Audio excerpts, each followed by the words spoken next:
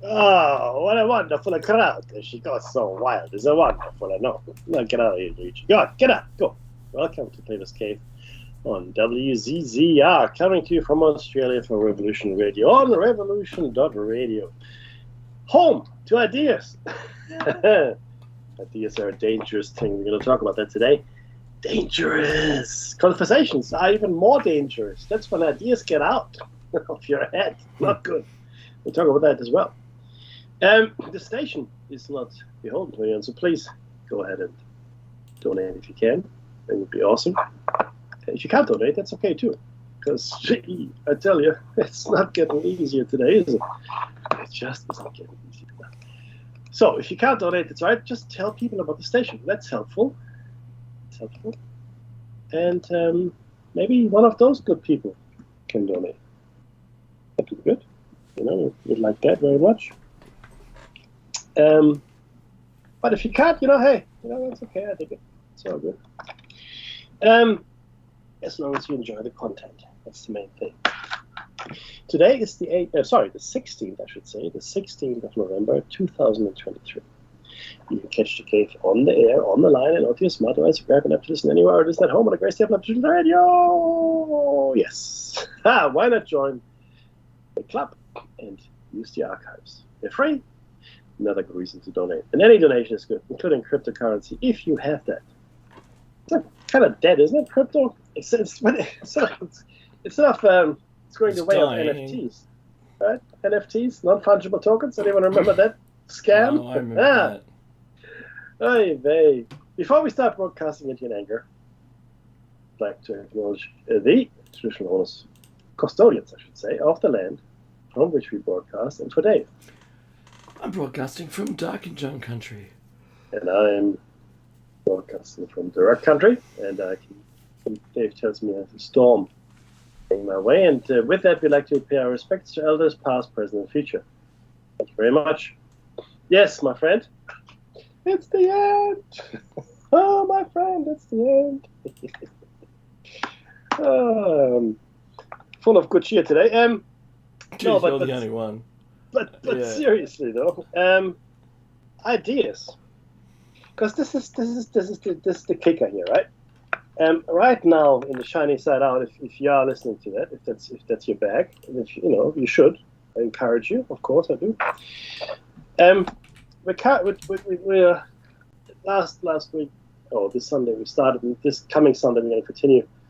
The nature of reality is our reality actually real? Mm-hmm. We're talking about, right? This is what we're talking about. But in Platos Cave, I want to probably two things I definitely want to address, Dave. Then as many as you like. One is this idea of our reality. Number one. Number two is there's some things I want to share from the Economic Hitman, the third edition. I'm just reading at the moment. But Dave, I meant it when I said the most dangerous thing that we have out there is an idea. Mm-hmm. Because ideas are they're notoriously slippery fellas, as you know. Hard to contain once they're out. Because once see, this is the thing. There was this I can't remember who wrote this. Howard Bloom. I can't remember the selfish. There's a book called The Selfish Gene, but there's an even more powerful book which is called The Devil's Code or something, which is talking about the selfish meme. Who wrote it? I've got the book here somewhere. You're going to have to explain it. No, I do. So sorry. So essentially, what it is, it's the idea that an idea uses us to perpetuate itself. It's essentially immortal, and it uses the human mind to it infests the human mind, yeah, and it doesn't let go. So if I give you an idea, we all have certain things that we believe in. Right? Where does it come from? And why is it so hard to let go of your beliefs?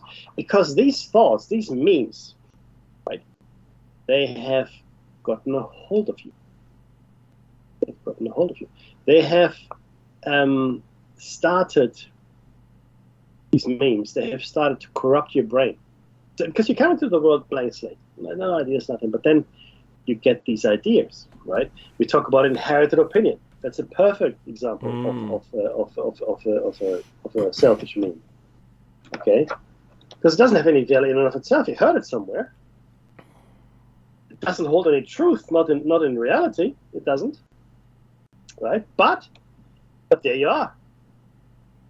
You know, you're buying into that thing, whatever that thing is, and you wouldn't even kill for it. Think about that for a second. Think about that just for 1 second.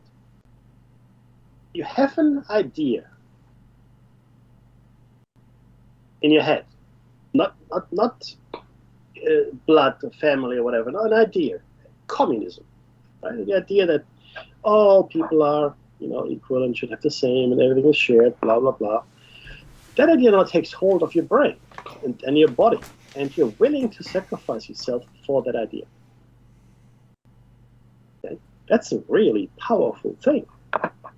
It's scary. It's very scary if you think about it. Now examine yourself and think about how many ideas have that kind of hold over you. Even the idea of your family. Even though you could talk about the biological imperative, you could talk about the selfish gene there, you want to protect your family, especially your offspring, but certainly your progenitors, meaning the people that came before you, they want to be protected as well. But the most energy we probably expend on protecting our children. Any creature does that for the most part, right? But why? Well, because we want to make sure that our genetic material keeps going, right? And then there are a whole bunch of emotions around that, and hormones, and they all trigger certain things and certain behaviors, and we have no control over it. Not really. That's why it's so important to let go of all attachments. You see where I'm going with this? In order to fully realize and escape from this reality matrix, you have to let go of all these ideas. The most powerful ideas that we are fighting are usually related to pleasure. Right? We seek pleasure, we avoid pain as much as we can. And it is that pursuit that ties us to this place, because we want to get more money, more this, more that, more everything, and eventually we're so tied down to this place that we can no longer escape. It's finished, done with. No, sorry. This is you're hooked. This place got its hooks into you. And unfortunately, though, family and all that contributes. And the selfish memes contribute more than anything else. More than anything else. Taking over your mind. Ideas that you hold. You know the most powerful mind, Dave? No. I tell you what. Enlighten us. The most powerful mind is that can change its mind. That's the most powerful mind, right? The most powerful mind out there in the world is the mind that can look at data, right, or circumstances or whatever, and go, you know what? My ideas are wrong. I've been wrong. And now I have that to phrase change. very often. Not very often, because that's hard. Not only is it hard, it's existential.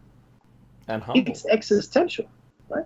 Now, let me put it this way, right? People refuse, and this is really interesting. During the Inquisition, I'm just giving this as an example because it happened many times, but during the Inquisition, people refused to denounce their faith, be it Muslim or Jewish, doesn't really matter, but they refused to denounce it, right?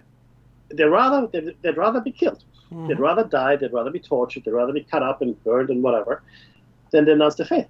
It's an idea, but for them, the idea is so powerful that this idea actually connects to something beyond the physical, which is the most powerful idea.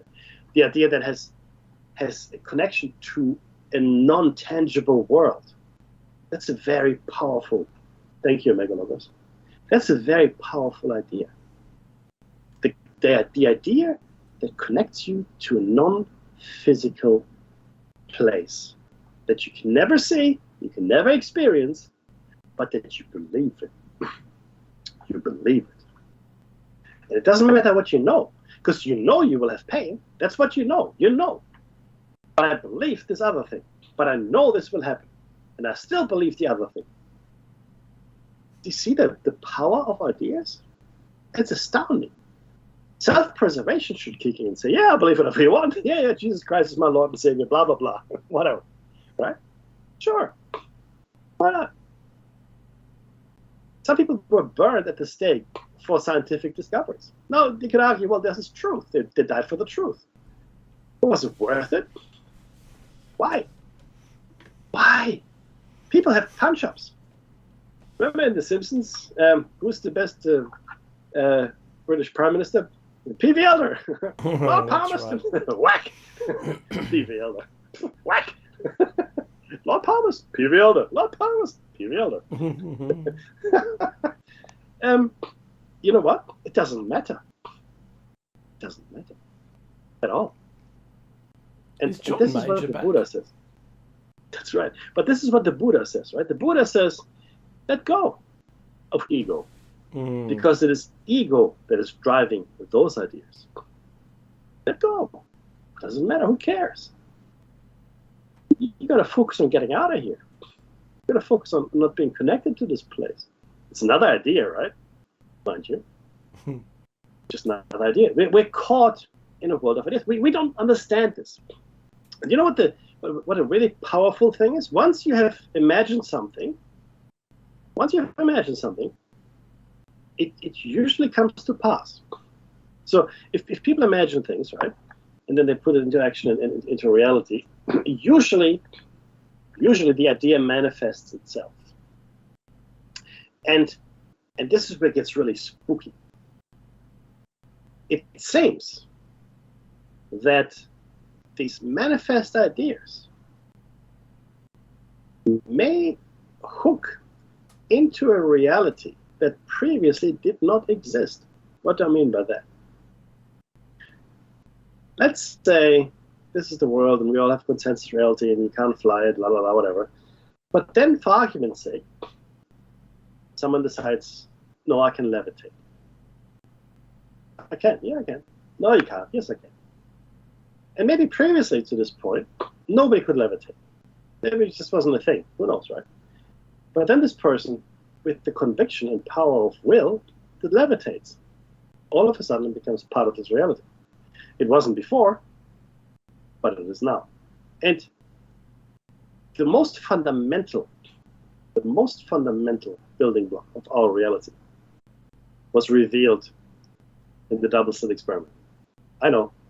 You heard about it many times, and Dave and I will talk about it until we are old and gray and in the grave. That's what's going to happen.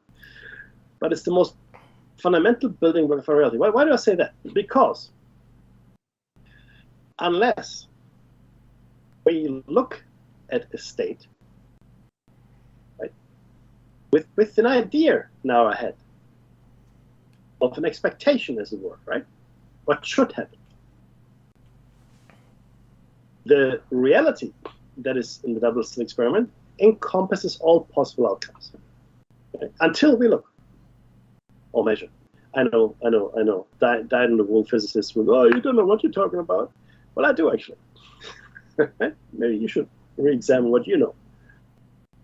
But once you observe it, once you put a measuring device down, and you understand where the electron goes and where it doesn't go, it doesn't really matter, right? That's when reality collapses. All possibilities collapse into the one that you observe. It's the observer effect. That is, boom, done. Before you observe it, all realities exist. But it seems that you have to observe it at the decision point. And this is really critical, Dave. I don't think we talked about this much in the past. Because there's this double-slit screen. What happens if you put 4 or 5 slits? Anyway, so 2 slits, and the electron can go either left or right. There's one or the other slit, right? That's the option that the electron has. If you don't measure it at that point, what you get is an interference pattern, meaning like a sort of grayscale rainbow on the end screen, right, where the particle hits all over the shop and interferes with itself. It's like a grayscale rainbow. If you put the measuring device down, if you put it down there, it doesn't. It goes either through the left slit or the right slit. And what you get is a pattern of those two slits at the end screen where the electron hits, or the electrons, whatever, right? That's what you get. So at the decision point of the electron, not that, but you can't really say that because electrons don't make decisions, or so we say, right? But something is happening there. Something is happening, right? And this is the fundamental building block of our reality. It is our expectation of that electron. And we've done it now with other particles and molecules and such, right? And then we've even anyway. But these objects which we're using here are getting bigger and bigger. But the point is that at that very moment, our fundamental reality is constructed, and we do it all the time. All the time, we look around, we do this, and whenever we look at something, there's an expectation. And what some people say is, well, maybe we're in a simulation, digital or otherwise, right? And as Dave always says, we only render what we need. Mm-hmm. Because otherwise it just takes too much. You can't have an infinite universe with finite resources. Not possible. You can't do it, right? So you have to employ tricks. It's like when you play a game. You're the character, the avatar, Diablo. I used to love Diablo, right? You go from level to level, and you go. It's a great game. The latest one is out now, and I might buy it. But then I won't go to work anymore. But you're the avatar, right? Not barbarian. I like to be a barbarian. I was also necromancer. Anyway, let's go with necromancer. You're a necromancer. You're going around, and as you walk around, the fog of war lifts in the game, right? And the map or the surroundings, they render around you. Every computer game works the same way. It renders around you, and you're discovering things, and you see things, etc., etc. And then you move, and then the thing moves out of the frame of your sight. It is no longer visible. It's also no longer rendered. It is no longer rendered. It's not necessary. Same with us. As we move through this floor, there's this movie called 13th Floor. I love this movie. And like I said, it's like a world within a world within a world, right? And this guy who thinks he's in the real world, right? And in his world, he's a computer CEO, and they've just created this amazing simulation, right? And he's visiting it, and it's just like so real. He says, and then he realized that his reality is sort of weird, and then he drives all the way out of LA, and he keeps driving and driving and driving. And there are all these roadblocks and road closed and road works, and he couldn't go any further, right? And then he gets to the end of the road. And it's a Tron-like landscape. So there's desert, and then it sort of fades into a Tron-like landscape. By that I mean it's like these neon green lines that form a grid pattern, right, into the distance. And that's what he sees. Because that hasn't been rendered in his reality. There are not enough resources to render that much reality, right? So that comes back down to us. So we understand what the fundamental building blocks are for us. How much capacity is there for all this to exist? How much has to be rendered? And you have to understand it's a lot easier to render just to one reality as well. So we all have to be aligned. We all have to be aligned, and that's really the trick of this particular matrix prism, that we're all aligned in our mind. And that's why ideas are so powerful to keep us in check. In these physical bodies that we inhabit today, ideas are what actually keep us imprisoned. Okay? Nothing else. Just ideas. There was this great prison movie, Dave, and I forget which one. But there was a prisoner. Sorry? I was kidding. You said sorry. A great prison movie, and I said Escape from New York. Oh, I'm sorry, that didn't fit the criteria. It's all good. But the prisoner said, and because he had a visitor, and the visitor said, "Hey, you look okay. Are you? What's going on? You've been in prison for a long time. You're never going to get out. It was probably your life imprisonment. I can't remember, right? Something like that. And it's okay. It's okay. They can't imprison my mind." He says, "I can go anywhere I want in my mind." Right? And that's the truth. That is the truth, right? And it's ideas that hold us prisoner. And once we realize this, once we step back and look at our lives, I mean, what are the beliefs? What are the ideas that hold you prisoner? That hold you back from whatever maybe your destiny could be, should be, what you imagine yourself maybe to be?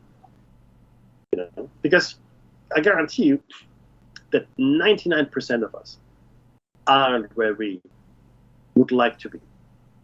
Okay, but this desire is not strong enough to create the ideas, the memes, as it were, to get us there. So, what are the memes that are holding us back?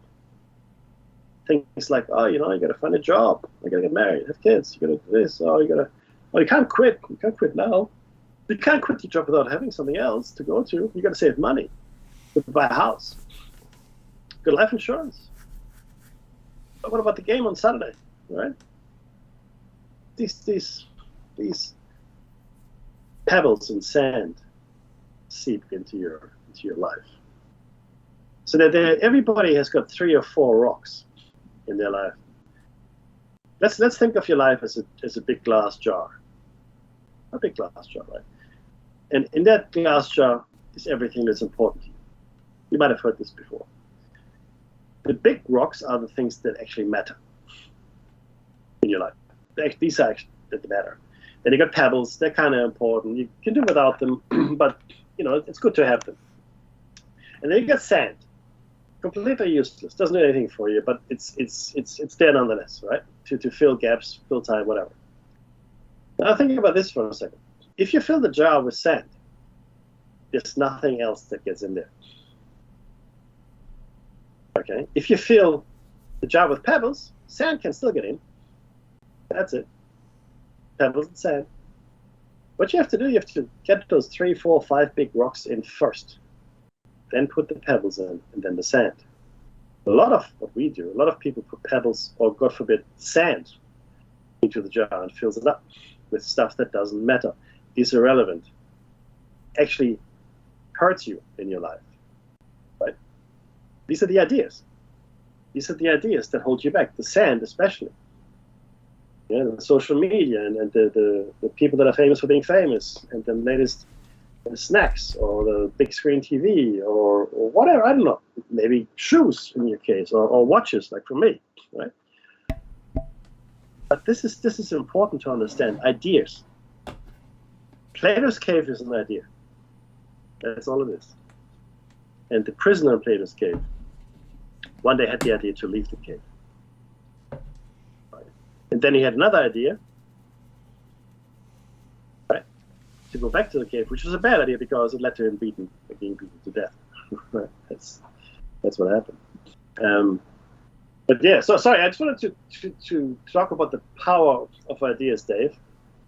That took a while. Oh, I got a storm now, I can hear it.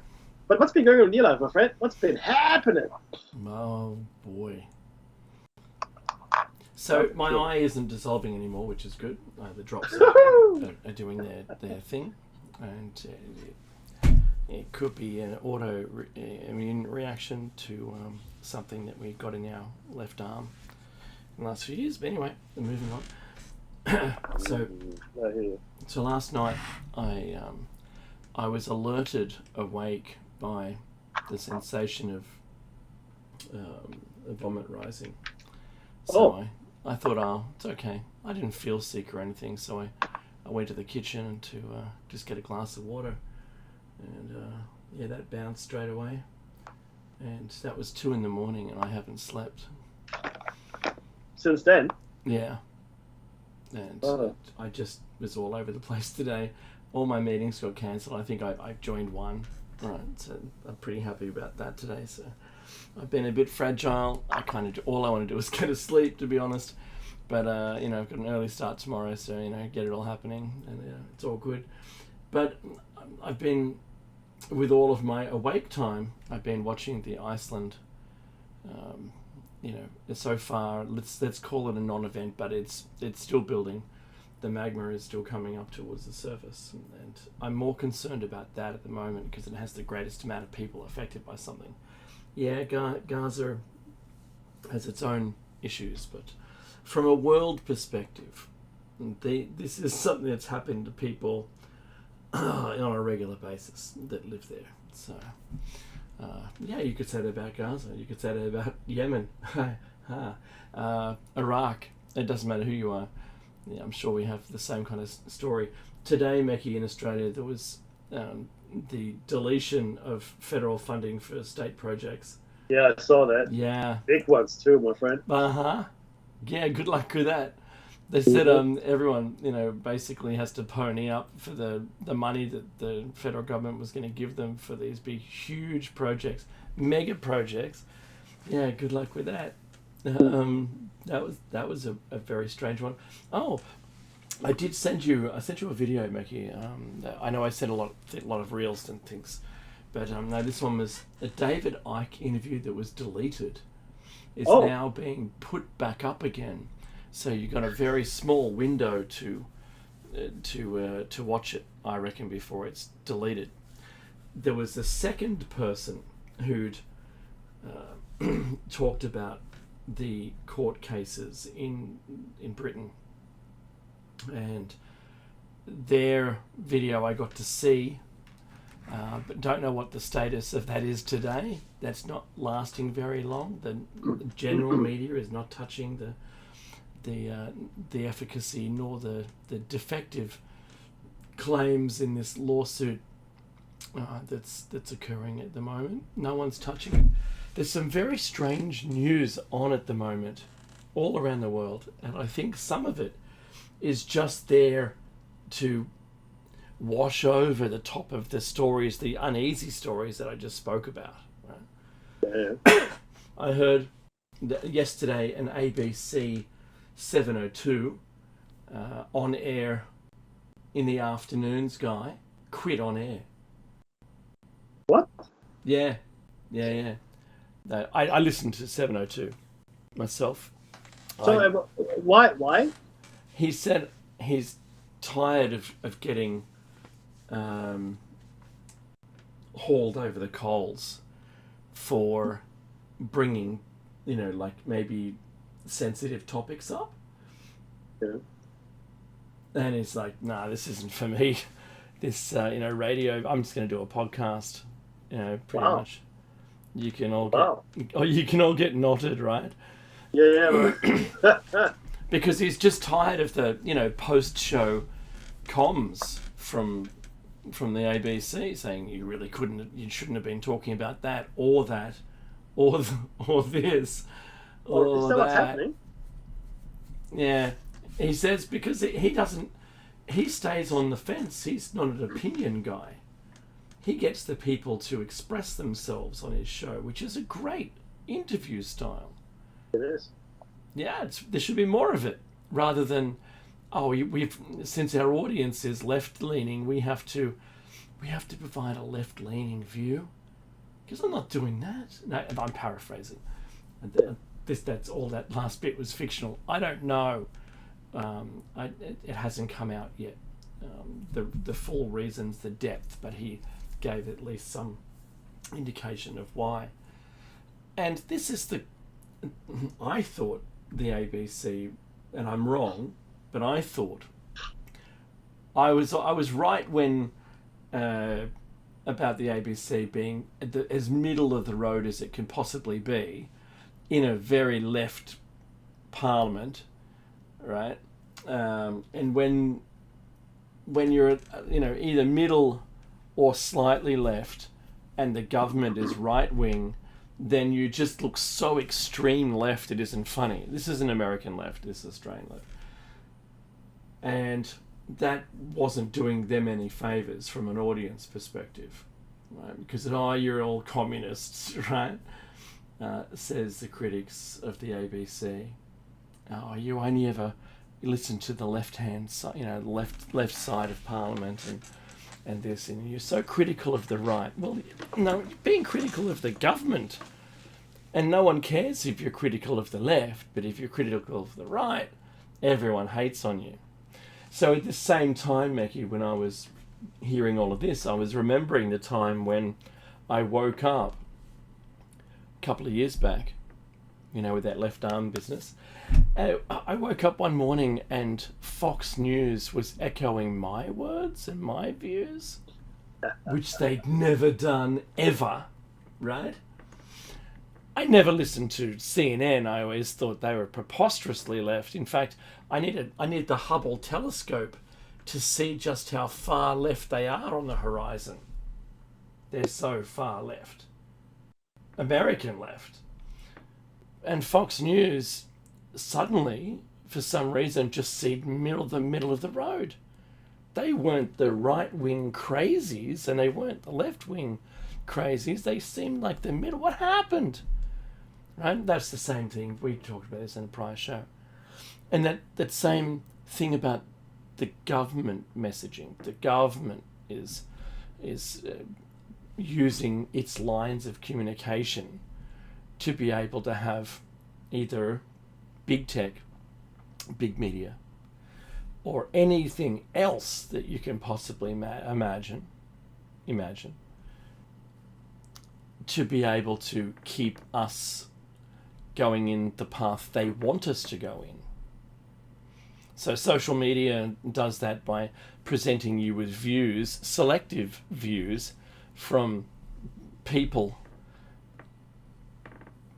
and what that's supposed to do is knowing where, if the path to where they want you to go is made of stepping stones, they only have to present the next stone for you to step on, and then the next one, and so forth, right? And they'll steer you wherever they want you to go. So it's interesting, Mickey, that I noticed that this David Icke interview was coming back. It had been deleted. There's more about David Grush that's out there now, and I've seen that he has been interviewed by a whole bunch of alt media, which is pretty good to see. But the whole UFO thing's all disappeared. The big names Nothing anymore. No, I know, Yeah. right? The big names in physics have all been very quiet on UFOs, not wanting to touch it, like Neil deGrasse Tyson. Nah. And he just keeps prattling on with the same, like he's just dusted off his old, I don't believe it anything unless it's lockstep physics bicycle. He's dusted that off and he's back on that again. And he says, with all of these fantastic cameras everywhere we've got, the Hubble and the James Webb telescope and all of this stuff, we get some grainy black and white, he says monochrome, footage from a jet fighter that could be anything. Well, he knows damn well why they couldn't show you the real video that they have, and this was the only, because the other things totally need to know basis only. What's in that heads up display for the pilot is not, it's still classified, right? So you can't show footage from that. But this old FLIR thing that they have, yeah, that's fine, they got the nod. And remember David Grush, whatever, tomato. Everything he said was approved by the Pentagon. You have to remember that. It was all approved. It's not him going off on his own bat and going, oh, you know what, I'm going to reveal to the world all the secrets. No, he's revealing specifically and describing only in a certain way the events to allow the entire audience to suddenly take a couple of steps happily, without resistance, to get us into the correct position for the next thing that they're going to allow us to know. This is this whole Plato's cave thing, Mickey, right? That's we're all tied up watching the shadows, and they're going, we've been using the same replays for how long? 80 years? Right, I think it's time to step it up. So let's give them a little bit more. Let's open. They're threatening to release a whole bunch more. So we don't look like idiots. Why don't we just give them a bit more, and that'll be it. It'll all be approved, because if he says one word, I'm paraphrasing, if David Grush says one word, we've got him.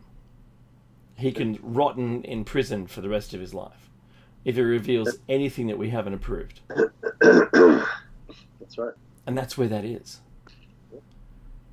So that's how delicate the situation is, because NASA's like, while David Grush is up there and strutting around saying all these things, all these approved phrases, NASA's like, nah, there's no proof of life anywhere. Good luck with that.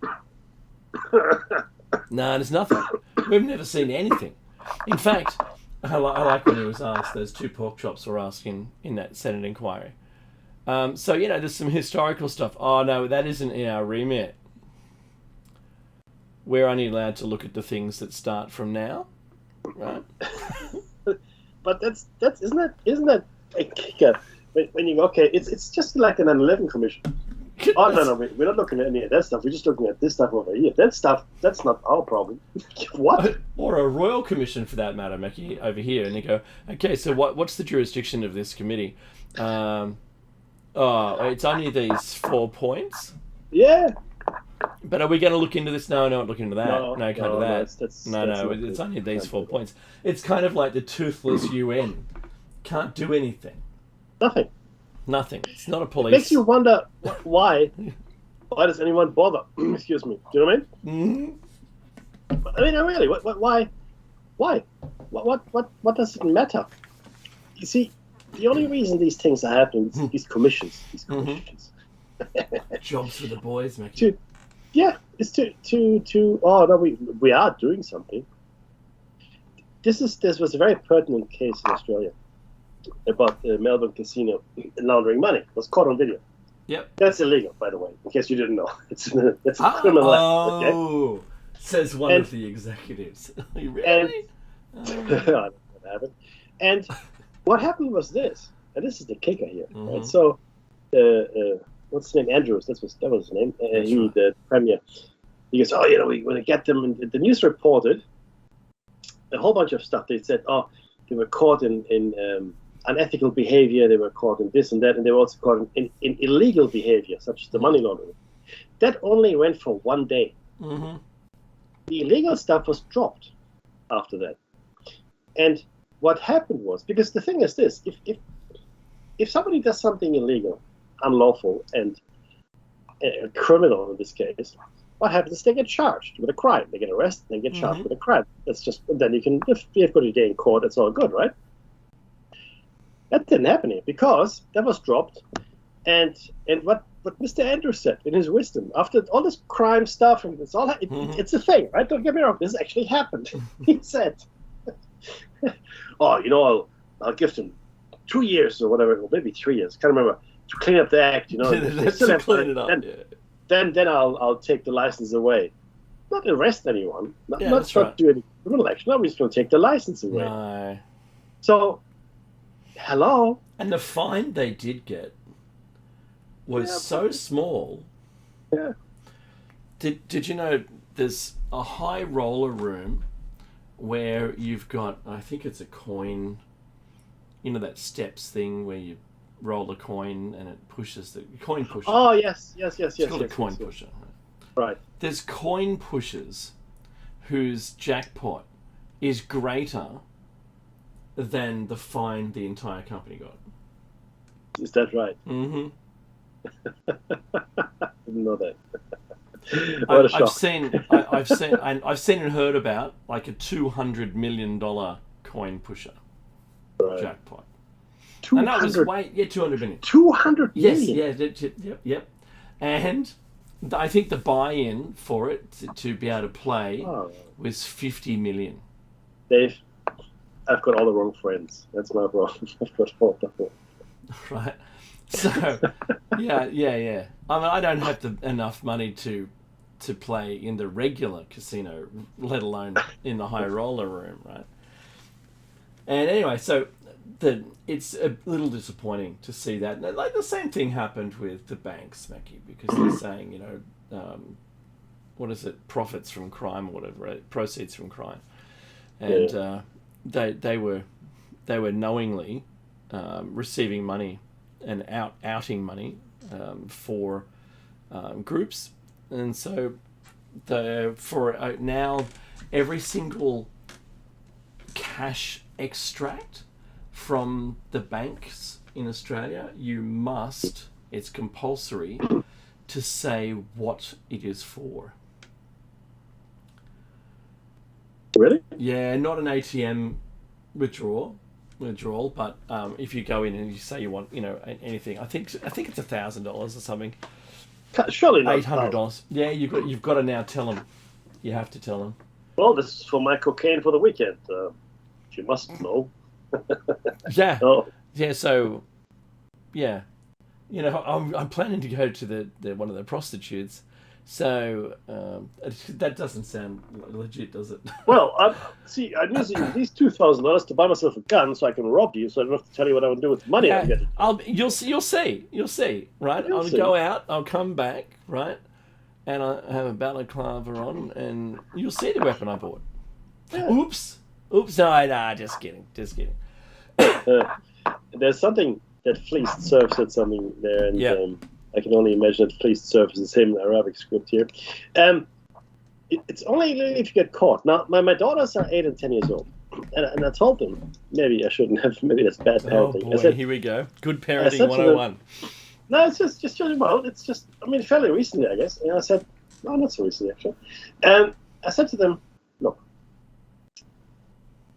when you commit a crime, right, what do you get punished for? So, if you're stealing something or if you hurt somebody. I said, no. You don't. What? No. You get caught. So you get punished for getting caught. Mm-hmm. That's why you get punished. You only get punished if you get caught. If you don't get caught, you don't get punished. You have to understand this. And I want my children to understand this because that's how our world works. And that's how our legal system works. There's no justice. There's no natural justice here. It doesn't exist. Mm-hmm. Okay? And even if you get caught, if you've got the right friends, mm-hmm. you still don't get punished. The legal system that we have, I explained to my children at the age of 8 and 10, maybe it was 7 and 8, 7 and 9. But anyway, it doesn't matter. The point is this. There is, the laws are for you to obey unless you're powerful enough not to. Mm-hmm. Okay? If you do not obey the laws, that's up to you. But don't get caught. Do not get caught. You only get punished if you get caught. This idea that people have remorse and feel guilt, that's an idea in your head, as we discussed earlier in the show, right? There is no natural justice. There is no higher judgment at this point. Maybe one day when you die, there's a higher judgment. I don't know. If you believe that, that's good for you. You only get punished if you get caught. Sorry, Dave, just had to say that. Anyway, so hey, just on the other note, I'd forgotten just how bad stomach acid was on your esophagus and on your throat and your mouth, and it's just awful. And this morning I sounded like, I don't know. Do you remember the guy that from Charlie's Angels that wasn't Charlie? It was the other guy. Yes, I do. I kind of sounded like him. I sounded like I'd smoked 1,000 cigars this morning. Yeah, I hear you. Yeah. Or maybe a little bit like Alex Jones, really, right? There's a name I haven't heard for a while. That's right. That actually happens to me a lot, Dave.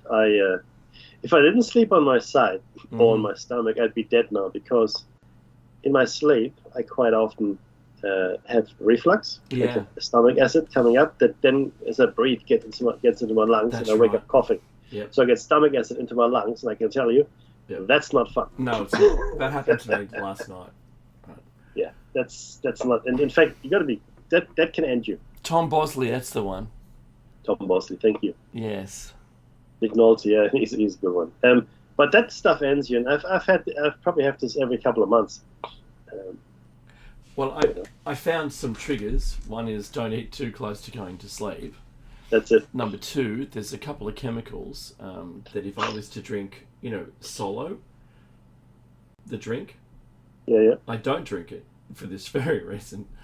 Solo, really? Yeah, I don't drink it. But if I do, the top valve that seals your stomach, for me, it actually opens that valve up. And I can't even lie down after having one because it just comes back out again. Wow. Yeah, it's really strange.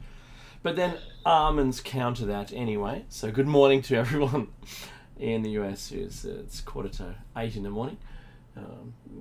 have a great day and drink your nice cup of coffee. And you just know that if you have a little handful of almonds, it closes that valve off, which is actually pretty good. It's a counter mechanism, right? Yeah. My wife used to have that when she was pregnant because she got a lot of reflux. And she always had almonds in a bag, and I was kind of really disappointed when she wasn't pregnant anymore because I couldn't reach into the handbag and get a couple of almonds. I kind of got used to it. It's actually pretty good. So, true love. So I that was my cure to it. But I bought some corn chips, flavored corn chips from the deli in a clear plastic bag, and I believe that one of those chemicals did the same thing. And then it was just silly me and a gag reflex. I drank the water and it bounced, and then I couldn't stop vomiting and there was really nothing coming up for about an hour and a half, something crazy. It was awful. Just awful. And I don't want to do that again. So I'm happy to sit upright and fall asleep tonight and look like I just slept in a mausoleum. Do you sleep on your back? No, I don't. I'm on my side. Good. On one or the other sides, yeah. That's a lifesaver, my friend. You know, I found that if you bend your knee when you're lying on your side to stop yourself rolling around, that can ruin your back. And I've been instructed by medical people to sleep like a pencil. Don't bend your knee up. Really? And it absolutely fixed my back. Oh, what then happens? Because you're what you're doing when you do that safety position, which I thought I was very proud of myself, because that's what you learn in first aid. But when you're sleeping like that, you've got an unnatural curve on your spine, and it compresses one side of your soft tissue in your back. And those little padded bits, it compresses one side of those. So when you get up in the morning, it takes a while for those to recover. But if you sleep pencil straight, it doesn't unnaturally squish one side of the not the vertebrae, but those little pad bits. And that's how sciencey I am. I science all day, Mackie. You're a sciencer. Very nice. Anyway, and because if you're like me and you've just opened the fridge up one morning and you've done your back, right? Just open the fridge, or you turned, or you did something that it didn't require any effort, and you've done your back. Think about how you sleep. Think about the position of your knee. This is not medical advice, right? I was told, and it helped. It helped me, my doctor. So if you've got a back problem, do seek medical attention. This will help. So I don't want this video cancelled. Like we've had some videos deleted by YouTube. Medical misinformation where there was none. Don't know how that was. It's got to be someone who's watched it and go, I don't like what they're saying, and then just chosen an excuse for it to say no, right? I want to report this, and they've just, from the list of things, I'll choose that, because there's no proof, and when you listen to a bank, there is no, we didn't do anything wrong, and that's really driving me nuts. If we were living in the McCarthy area, we would be branded as communists. So whatever gets you to shut up, right? That's or but, Maggie, I've said that I agree with Fox News now. No. It's all over for me, I'm afraid. It's all over for you, buddy. Your ship has now sailed straight into the ground. That's what you're saying. The Fox News. What? That's not a serious news channel. But look, I think, I was going to say one thing before the show is over. I just wanted to say that I thought about this a lot now. This is completely random, off topic. It's nothing to do with anything we talked about. Okay, try me. right? I'll try, buddy. The United States of America. It was called by Bacon the New Atlantis, right? The idea that this new republic would come out of nowhere, and all these dispossessed people and persecuted people would just go and be without any problems. And then you had the independence, the War of Independence, right? I guess the colonial wars for the British, and then you had the emancipation, 1864, 65, the Civil War, and so on and so forth. And I really thought about this for a second. That America of the vision never existed. Never existed. It was never a thing. Because when the Declaration of Independence was penned and signed, people were still living in slavery in America. The signatories to the Declaration of Independence were, in fact, slaveholders. And then, as you move along, and the slaves were freed. Not really. On paper they were, but it takes generations for this to. It still hasn't happened yet. It takes a lot of time before something like this goes away. But at that point, the banks, the Federal Reserve, the central banks had their hooks in America, and it was all game over. And that idea, maybe it existed for just a little while, just maybe during and after World War II. Maybe that America existed for a little bit.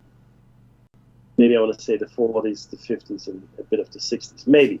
I really do like that period, Mackie. Yeah, I know. The late 40s and through the 50s, yeah. Maybe that was when there was the America that we all have in our head. That we like to think of. Not perfect. Nothing's ever perfect, don't get me wrong. But at least a beacon of something that is worthwhile, right? And certainly Eisenhower made it that way, right? But little did we know, Mackie, about the military-industrial complex. Well, that was when we discovered it, right? At the end of Eisenhower's run. That's when it came into being. Before that, before World War II, America was not a military power by any stretch. And it said we don't want to get involved in anything. Not at all. Exactly. That's right. And all of a sudden, World War II happens, and then United Nations and the communism, and come 70s, 80s, and 90s, we have Global Corp coming to a country near you. That happened. So I just wanted to say that because it was a thought that occurred to me today, as I was thinking about the history of the United States and all the things that had gone on and all the things that could have been. But then I think, if I were to live anywhere, there's probably two places in time and space. In time, I'm thinking, as I said, the 40s, 50s, and 60s, as well as probably the 1880s, 1890s, 1910, maybe, right? Those, and if it was the 19th century, I probably want to be in a place like maybe Berlin or Vienna, somewhere around there. Wouldn't be too bad. And if it were just the 40s, 50s, and 60s, I guess, the States wouldn't be too bad. Hawaii would be awesome, I think, at that time. Yeah, that's true. Anyway, look, I think there are little places of paradise that you can find on the time stream. If only we could access it at will, wouldn't that be something? Only 2 minutes, geez. No, 1 minute. What? Hey, Opa. He's killing me, man. Nah, no minute. Haha. Oh, yeah, no. It's war is great for the economy, please, Surf. Always has been. Because you smash up a whole bunch of stuff that you have to rebuild. California in the 60s, I think, would have been good. I agree. That would have been probably cool. But look, hey, this has been Plato's Cave. We really like it that you let us share this hour with you. Hopefully you had a couple of laughs and maybe you were thinking some new thoughts. That's good, right? Don't go anywhere. Something is going to come up, I'm sure. Not sure what, but don't touch that dial. I think Mitchell Up is back, isn't it? It's Mitchell. Not sure. Mitch Becker, someone last week said. Oh, anyway, if he is back, welcome back, Mitch. But yeah, so but most of all, be safe.